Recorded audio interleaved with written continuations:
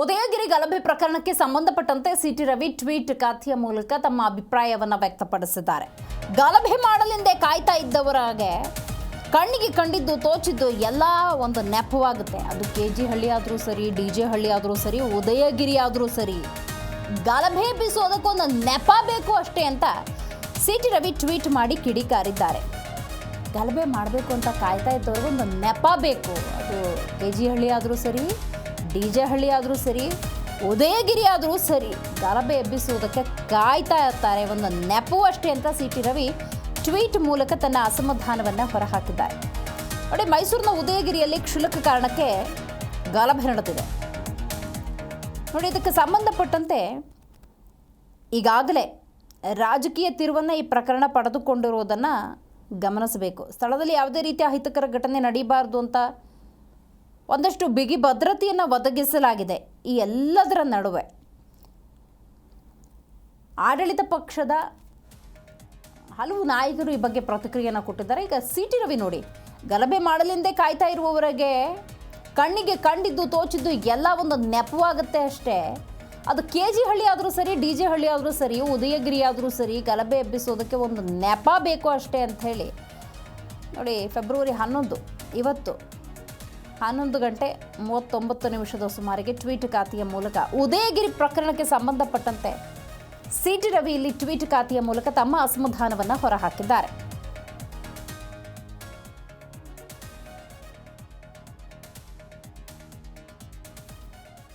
ನೋಡಿ, ಹುಬ್ಬಳ್ಳಿ ಗಲಾಟೆ ರೀತಿಯಲ್ಲಿಯೇ ಮೈಸೂರಿನಲ್ಲೂ ಕೂಡ ಗಲಾಟೆ ನಡೆದಿದೆ. ಈ ಸರ್ಕಾರ ಯಾಕೆ ಬಂತು ಅಂತ ಜನ ಮಾತಾಡ್ತಿದ್ದಾರೆ.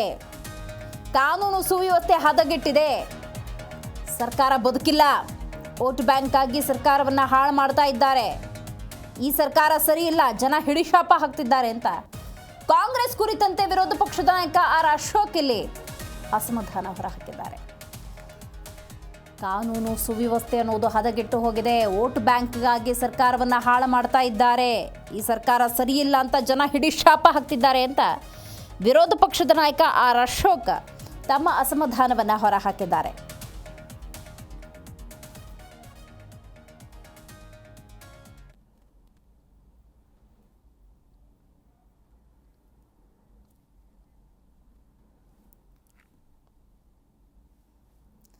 ಹೆಚ್ಚಿನ ಮಾಹಿತಿಯನ್ನು ನಮ್ಮ ಪ್ರತಿನಿಧಿ ಜನಾರ್ದನ್ ಹೆಬ್ಬಾರ್ ನೀಡ್ತಾರೆ. ಜನಾರ್ದನ್, ಉದಯಗಿರಿ ಗಲಭೆ ಪ್ರಕರಣಕ್ಕೆ ಸಂಬಂಧಪಟ್ಟಂತೆ ಬಿಜೆಪಿಯ ಆಕ್ರೋಶ ಏನು? ವಿರೋಧ ಪಕ್ಷವಾಗಿ ತಮ್ಮ ಜವಾಬ್ದಾರಿಯನ್ನು ಅವರು ಹೇಗೆ ನಿಭಾಯಿಸ್ತಿದ್ದಾರೆ?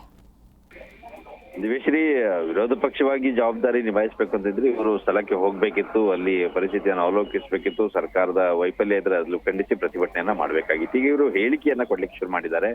ಇವತ್ತು ವಿರೋಧ ಪಕ್ಷ ನಾಯಕ ಆರ್ ಅಶೋಕ್ ಅವರು ಕೂಡ ಇದ್ರ ಬಗ್ಗೆ ಪ್ರತಿಕ್ರಿಯಿಸಿದ್ದಾರೆ. ಸಿಟಿ ರವಿ ಕೂಡ ಟ್ವೀಟ್ ಮಾಡಿದ್ದಾರೆ ಈ ವಿಚಾರದಲ್ಲಿ. ಸಿಟಿ ರವಿ ಟ್ವೀಟ್ ಮಾಡಿರೋದ್ರಲ್ಲಿ ಇವರಿಗೆ ಗಲಭೆ ಮಾಡಬೇಕು ಅಂತಾನೆ ಕಾಯ್ತಾ ಕೂತ್ಕೊಂಡವರಿಗೆ ಒಂದು ನೆಪ ಬೇಕಷ್ಟೇ. ಅದು KG ಹಳ್ಳಿ, DJ ಹಳ್ಳಿ ಆದ್ರೂ ಸರಿ, ಉದಯಗಿರಿ ಆದ್ರೂ ಸರಿ, ಯಾವುದೇ ಪ್ಲೇಸ್ ಆದ್ರೂ ಸರಿ, ಅವ್ರಿಗೆ ಒಂದು ನೆಪ ಬೇಕು ಗಲಾಟೆ ಮಾಡೋದಕ್ಕೆ ಅನ್ನೋಂತ ವಿಚಾರವನ್ನ ಟ್ವೀಟ್ ಮಾಡಿದ್ದಾರೆ. ಇನ್ನು ಆರ್ ಅಶೋಕ್ ಇಲ್ಲಿ ಬಹಳ ಗಂಭೀರವಂತ ಆರೋಪ ಮಾಡಿರೋದೇನಂದ್ರೆ, ಹೇಗಿದ್ರು ನಾವು ಗಲಾಟೆ ಮಾಡಿದ್ರೆ ನಮ್ ಕೇಸನ್ನ ವಾಪಸ್ ತೆಗೆದುಕೊಳ್ತಾರೆ, ಒಂದ್ ವೇಳೆ ಕೇಸೇ ಹಾಕಲ್ಲ ನಮ್ಮ ಮೇಲೆ, ಕೇಸ್ ಹಾಕಿದ್ರು ಕೇಸ್ ವಾಪಸ್ ತೆಗೆದುಕೊಳ್ತಾರೆ, ಹಾಗಾಗಿ ಯಾವುದೇ ರೀತಿಯ ಆತಂಕ ಇಲ್ಲದೆ ನಾವು ಗಲಾಟೆ ಮಾಡಬಹುದು ಅನ್ನೋದು ಬಂದ್ಬಿಟ್ಟಿದೆ ತಲೆಗೆ. ಆ ಕಾರಣಕ್ಕಾಗಿ ದೊಡ್ಡ ಮಟ್ಟಕ್ಕೆ ಈ ರೀತಿಯಲ್ಲಿ ಗಲಾಟೆಗಳನ್ನ ಮಾಡ್ತಾ ಇದ್ದಾರೆ. ರಾಜ್ಯದಲ್ಲಿ ಕಾನೂನು ಸುವ್ಯವಸ್ಥೆ ಸಂಪೂರ್ಣ ಹದಗೆಟ್ಟಿದೆ, ಪೊಲೀಸರು ಸಹಿತ ಕೈ ಕಟ್ಟು ಕೂತ್ಕೊಳ್ಳುವಂತ ಪರಿಸ್ಥಿತಿ. ಯಾಕಂದ್ರೆ ಪೊಲೀಸರು ಕೇಸ್ ಇವತ್ತು ಹಾಕಿದ್ರು ಸಹಿತ ನಾಳೆ ಅದನ್ನ ವಾಪಸ್ ತೆಗೆದುಕೊಳ್ಳುವಂತ ಕೆಲಸವನ್ನ ಸರ್ಕಾರ ಮಾಡುತ್ತೆ. ಒಂದು ಓಲೈಕೆಯ ಕಾರಣಕ್ಕಾಗಿ ರಾಜ್ಯ ಸರ್ಕಾರ ಮಾಡ್ತಾ ಇರೋಂತ ಈ ನಡೆಯಿಂದಾಗಿ ಇಷ್ಟೊಂದು ಗಲಭೆಗಳು ರಾಜ್ಯದಲ್ಲಿ ನಡೀತಾ ಇದೆ ಅನ್ನೋ ಆಕ್ರೋಶವನ್ನ ವಿರೋಧ ಪಕ್ಷ ನಾಯಕ ಆರ್ ಅಶೋಕ್ ಅವರು ಮಾಡಿದ್ದಾರೆ. ರಾಜ್ಯ ಸರ್ಕಾರದ ವಿರುದ್ಧ ಗಂಭೀರವಾದಂತ ಆರೋಪವನ್ನ ಮಾಡಿದ್ದಾರೆ. ಆದ್ರೆ ಇವರು ಕೇವಲ ಮಾಧ್ಯಮದ ಮುಂದೆ ಹೇಳಿಕೆ ಕೊಡೋದು, ಸಾಮಾಜಿಕ ಜಾಲತಾಣದಲ್ಲಿ ತಮ್ಮ ಅನಿಸಿಕೆಯನ್ನ ಹಂಚಿಕೊಳ್ಳೋದು ಮಾಡಿದ್ರೆ ರಾಜ್ಯ ಸರ್ಕಾರಕ್ಕೆ ಇದರ ಬಿತ್ತಿ ಮುಟ್ಲಿಕ್ಕೆ ಸಾಧ್ಯವೇ ಇಲ್ಲ.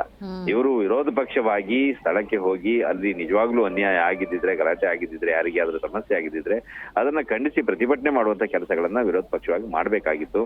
ಆದ್ರೆ ಇವರು ಪಕ್ಷ ಅವರಲ್ಲಿಯೇ ಗೊಂದಲಗಳಿರೋ ಕಾರಣಕ್ಕಾಗಿ ಕೇವಲ ಹೇಳಿಕೆ ಮತ್ತು ಟ್ವೀಟ್ಗಳಿಗೆ ಸೀಮಿತವಾಗಿ ರಾಜ್ಯ ಸರ್ಕಾರದವನ್ನ ನಡೆಯನ್ನ ಖಂಡಿಸುವಂತ ಕೆಲಸವನ್ನ ಮಾಡ್ತಾ ಇದೆ.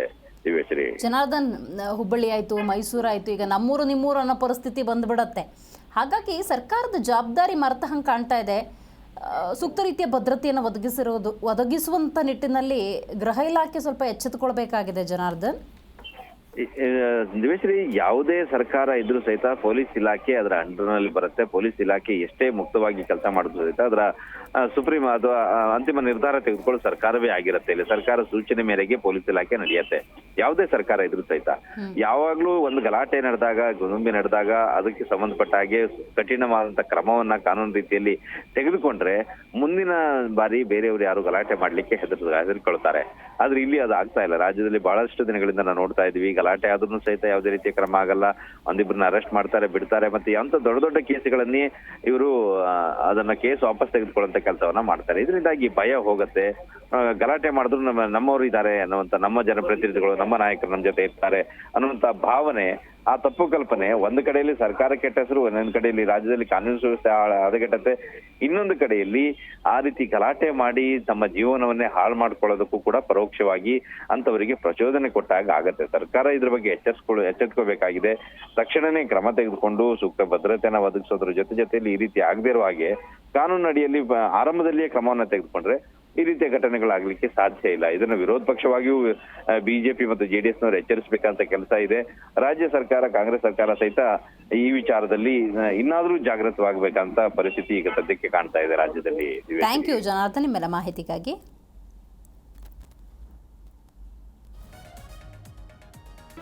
ಜಿ ಕನ್ನಡ ನ್ಯೂಸ್ ಈಗ ನಿಮ್ಮ ಮನೆಯಲ್ಲೇ ನೋಡಿ. ಎಲ್ಲ ಕೇಬಲ್ಗಳಲ್ಲಿ ಈಗ ಲಭ್ಯ.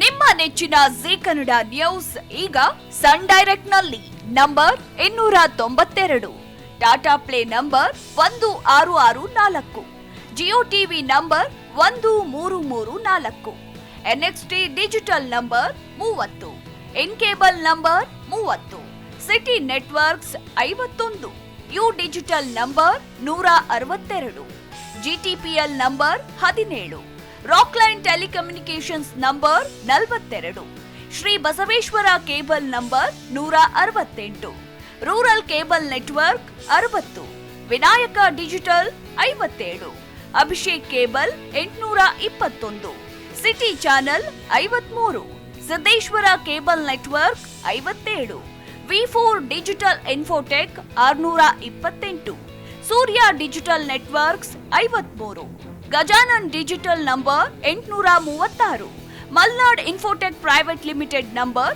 56, Metrocast number 830, Victory digital number 167ರಲ್ಲಿ ನೋಡಿ ಆನಂದಿಸಿ.